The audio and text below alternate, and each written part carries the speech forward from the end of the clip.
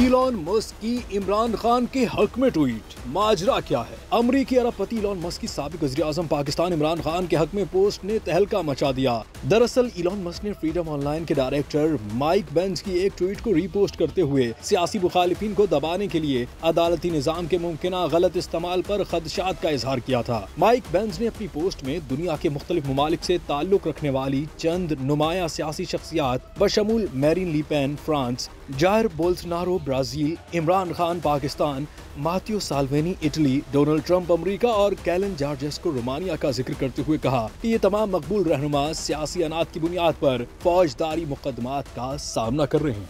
उन्होंने खबरदार किया कि हर मकबूल अवामी रहनुमा के खिलाफ मुजरिमाना मुकदमात जमहूरियत की साख पर एक कारी ज़र्ब हैं।